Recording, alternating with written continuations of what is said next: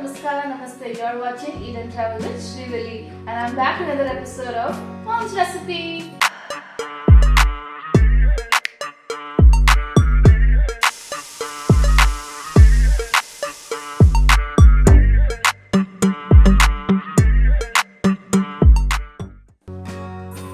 Hi, Deekshakare. So, but Mom's Recipe ಅಲ್ಲಿ ನಮಗೋಸ್ಕರ ಏನು ಮಾಡ್ತಾ ಇದ್ದೀರಾ? ರಕ್ಷಾಬಂಧನ್ ಬರ್ತಾ ಇದೆ, ಹಾಗಾಗಿ ಬೇಸನ್ ಉಂಡೆ ಅಥವಾ ಬೇಸನ್ ಲಾಡು, ಝಟ್ಪಟ್ ಬೇಸನ್ ಲಾಡು ಮಾಡ್ತಾ ಇದ್ದೀವಿ. ವಾವ್, ಝಟ್ಪಟ್ ಬೇಸನ್ ಲಾಡು ಕೇಳಕ್ಕೆ ತುಂಬಾ ಇಂಟ್ರೆಸ್ಟಿಂಗ್ ಆಗಿದೆ. ತುಂಬಾ ಬೇಗ ಆಗೋಗುತ್ತೆ. ಓ, ಅದಕ್ಕೆ ಝಟ್ಪಟ್ ಬೇಸನ್ ಲಾಡು ಅಂತ ಇಟ್ಟು ಬಿಟ್ಟಿದ್ದಾರೆ ಹೆಸರಲ್ಲಿ. ಸೂಪರ್. ನೋಡೋಣ ಹೆಂಗಿರುತ್ತೆ ಅಂತ. ಝಟ್ಪಟ್ ಬೇಸನ್ ಲಾಡು ಬನ್ನಿ ನೋಡೋಣ ಹೆಂಗ್ ಮಾಡೋದು ಅಂತ. ಝಟ್ಪಟ್ ಬೇಸನ್ ಲಾಡಿಗೆ ಬೇಕಾಗುವಂತ ಸಾಮಗ್ರಿಗಳು: ಕಡಲೆಬೇಳೆ 1 ಕಪ್, 3/4 ಕಪ್ ಸಕ್ಕರೆ, ಗೋಡಂಬಿ, ಉಂಡೆ ಕಟ್ಟುವಷ್ಟು ತುಪ್ಪ ಮತ್ತು ಏಲಕ್ಕಿ ಪುಡಿ. ಈಗ ಮೊದಲಿಗೆ ಕಡಲೆಬೇಳೆನ ಕೆಂಪಗಾಗೋ ಹಾಗೆ ಹುರ್ಕೋಬೇಕು.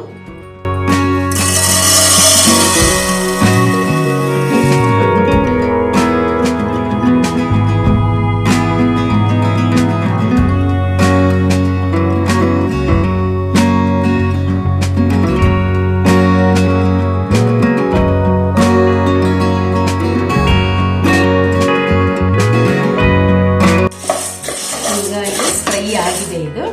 ಇದನ್ನ ಮೀಡಿಯಂ ಫ್ಲೇಮಲ್ಲೇ ಹುರ್ಕೋಬೇಕು, ಹೈ ಫ್ಲೇಮಲ್ಲಿ ಮಾಡ್ಕೋಬಾರ್ದು, ಇಲ್ಲಾಂದರೆ ಕಡಲೆಬೇಳೆ ಸೀದೋಗ್ಬಿಡುತ್ತೆ. ಡ್ರೈ ರೋಸ್ಟ್ ಮಾಡಬೇಕು. ಇದಕ್ಕೆ ತುಪ್ಪ ಎಲ್ಲ ಏನು ಹಾಕಿಲ್ಲ ನಾನು. ಈಗ ಇದನ್ನು ತಣ್ಣಗಾಗೋದಕ್ಕೆ ಬಿಡೋಣಂತೆ. ಇವಾಗ ಹುರಿದಿರುವಂಥ ಕಡಲೆಬೇಳೆ ತಣ್ಣಗಾಗಿದೆ. ಇದನ್ನ ಮಿಕ್ಸರಲ್ಲಿ ಪುಡಿ ಮಾಡ್ಕೊಂಡ್ಬಿಡೋಣಂತೆ. ಈಗ ಮಿಕ್ಸರ್ ಬೌಲ್ಗೆ ಹಾಕೋತಾ ಇದ್ದೀನಿ.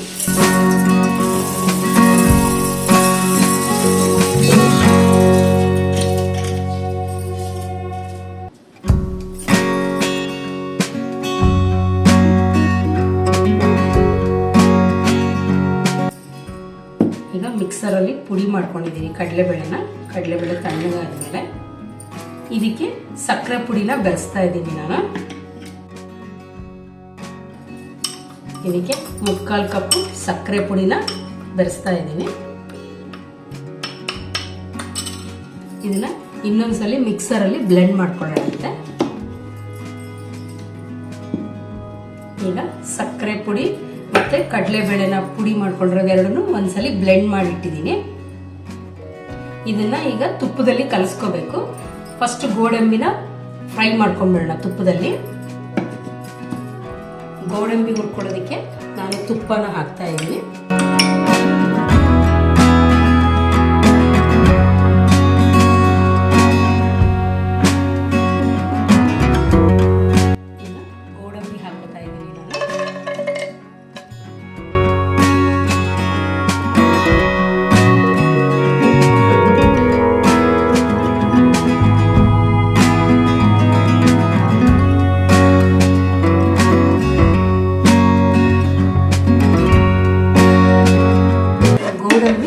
ಕಂದು ಬಣ್ಣ ಬರುವವರೆಗೆ ಹುರ್ಕೋಬೇಕು.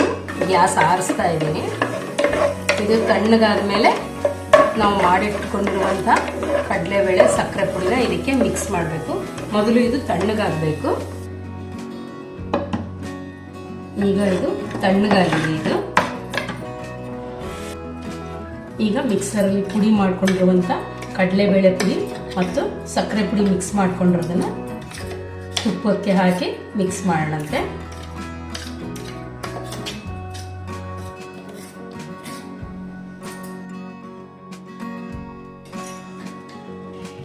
ಈಗ ಇದಕ್ಕೆ ಏಲಕ್ಕಿ ಪುಡಿನ ಹಾಕೋತಾ ಇದ್ದೀನಿ.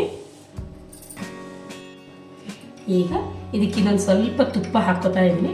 ಉಂಡೆ ಕಟ್ಟಕ್ಕೆ ಬರಬೇಕು, ಹಾಗಾಗಿ ಮಿಕ್ಸ್ ಮಾಡ್ಕೊಳ್ಳೋಣ.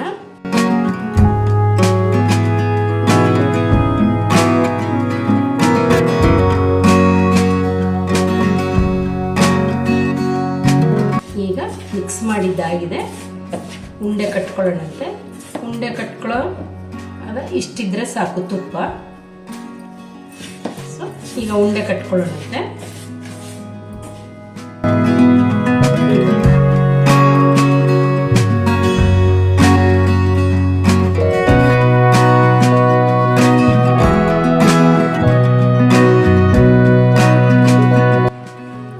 ಕಟ್ಟಿದ್ದು ಆಗಿದೆ.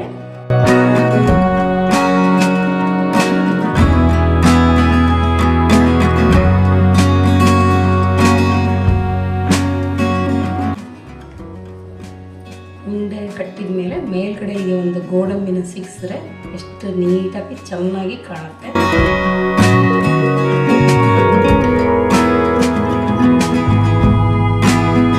ತಿನ್ನೋದಕ್ಕೂ ತುಂಬ ರುಚಿಯಾಗಿರುತ್ತೆ ಮಧ್ಯೆ ಮಧ್ಯೆ ಗೋಡಂಬಿ ಸಿಗ್ತಾ ಇದ್ರೆ.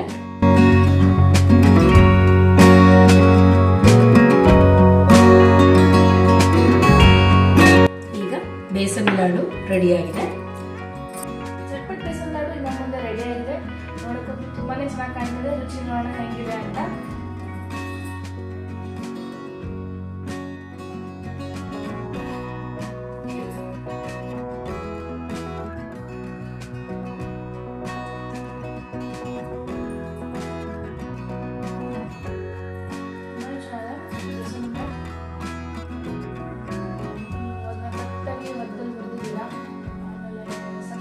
ಮುಕ್ಕಾಲು ಕಪ್ ಹಾಕಿಲ್ಲ. ಯೂಶಲಿ 1 ಕಪ್ ಕೇಳಿದೆ. ಮುಕ್ಕಾಲು ಕಪ್ಪು ತುಂಬ ಕಡಿಮೆ ಅಂತನೂ ಇಲ್ಲ, ತುಂಬ ಜಾಸ್ತಿ ಅಂತನೂ ಇಲ್ಲ, ಕರೆಕ್ಟಾಗಿ ಅದರಲ್ಲಿದೆ. ಈವನ್ ಗೋಡಂಬಿನೂ ಅಷ್ಟೇ. ಇದು ಕೆಲವರು 1 ಕಪ್ ಕಡಲೆಬೇಳೆ ಹಾಕಿದ್ರೆ 1 ಕಪ್ ಸಕ್ಕರೆ ಪುಡಿ ಹಾಕ್ತಾರೆ. ಅದು ತುಂಬ ಜಾಸ್ತಿ ಅನಿಸುತ್ತೆ. ಹಂಗಾಗಿ ನಾನು ಮುಕ್ಕಾಲು ಕಪ್ ಸಕ್ಕರೆ ಪುಡಿ ಹಾಕಿದ್ದೀನಿ ಅಷ್ಟೇ. ಸಕ್ಕರೆ ಸ್ವಲ್ಪ ಇಷ್ಟಪಡೋದು 1 ಕಪ್ ಕಡಲೆಬೇಳೆ ಹಾಕಿದ್ರೆ 1 ಕಪ್ ಸಕ್ಕರೆ ಪುಡಿ ಹಾಕ್ಬೋದು. ಆಮೇಲೆ ನಾನು ಹಾಲು ಹಾಕಿಲ್ಲ ಕಲಸಕ್ಕೆ, ನೀರು ಮುಗಿಸ್ಕೊಂಡಿಲ್ಲ, ಬರೀ ತುಪ್ಪದಲ್ಲಿ ಮಾತ್ರ ಕಲಸ್ಕೊಂಡಿಲ್ಲ. ಸೊ ಕೆಡೋದಿಲ್ಲ. 20 ಡೇಸ್ವರೆಗೂ ನೀವು ಹೊರಗಡೆ ಇಟ್ಟರು ಹಾಳಾಗಲ್ಲ. ಹಾಲು ಅಥವಾ ನೀರು ಚುಮ್ಸಿದ್ರೆ ಅದು ಬೇಗ ಒಂದು ವಾರಕ್ಕೆ ಹಾಳಾಗೋಗ್ಬಿಡುತ್ತೆ. ಸೊ ಹಂಗಾಗಿ ನಾನು ಅದನ್ನೇ ಬೆರೆಸಿಲ್ಲ, ಬರೀ ತುಪ್ಪದಲ್ಲಿ ಮಾತ್ರ ಉಂಡೆ ಕಟ್ಟಿದ್ದೀನಿ. ಫ್ರಿಜ್ಜಲ್ಲಿ ಇಟ್ಟರು ಏನೂ ಆಗಲ್ಲ ಅಂತೀರ? ಫ್ರಿಜ್ಜಲ್ಲಿ ಇಟ್ಟರೆ 1 ತಿಂಗಳು ಇಡ್ಬೋದು. ಸೊ ತುಂಬ ರುಚಿಯಾಗಿ ಚೆನ್ನಾಗಿ ತುಪ್ಪದಲ್ಲಿ ಉಂಡೆ ಕಟ್ಟಿಲ್ಲ. ಇವತ್ತು ರಕ್ಷಾಬಂಧನ ಬೇರೆ, ಅಕ್ಕಂದ್ರು ತಂಗಿಯರು ಎಲ್ಲರೂ ಉಂಡೆ ಮಾಡಿ ನಿಮ್ಮ ಅಣ್ಣಂದ್ರು ತಮ್ಮಂದ್ರು ತಿನ್ನಿಸಿ ಚೆನ್ನಾಗಿ ಗಿಫ್ಟ್ ವಸೂಲಿ ಮಾಡಿ ರಕ್ಷಾಬಂಧನ ಫುಲ್ ಕಂಪ್ಲೀಟ್ ಅಂತ ಅನ್ನಿಸ್ಕೋಬೇಕು. ಈ ಉಂಡೆ ಮಾಡಿಬಿಟ್ಟು ಹೆಂಗಿತ್ತು ಅಂತ ನಮಗೆ ಕಮೆಂಟ್ ಸೆಕ್ಷನಲ್ಲಿ ಹೇಳಿ. ಬಟ್ ಈ ಉಂಡೆ ಮಾತ್ರ ತುಂಬ ತುಂಬ ತುಂಬ ಚೆನ್ನಾಗಿತ್ತು. ನನ್ನ ಭಾಷೆಯಲ್ಲಿ ಹೇಳಬೇಕು ಅಂದರೆ ಇಟ್ಸ್ ಜಸ್ಟ್ ಅಮೇಝಿಂಗ್. ನಿಮಗೆ ಈ ವಿಡಿಯೋ ಇಷ್ಟ ಆಗಿದ್ದಲ್ಲಿ ಲೈಕ್ ಮಾಡಿ, ಶೇರ್ ಮಾಡಿ, ಕಮೆಂಟ್ ಮಾಡಿ, ಸಬ್ಸ್ಕ್ರೈಬ್ ಮಾಡೋದನ್ನ ಬನ್ನಿ. ಮತ್ತೆ ಮುಂದಿನ ವಿಡಿಯೋಲಿ ಮತ್ತೆ ಸಿಗ್ತೀನಿ. ಅಲ್ಲಿ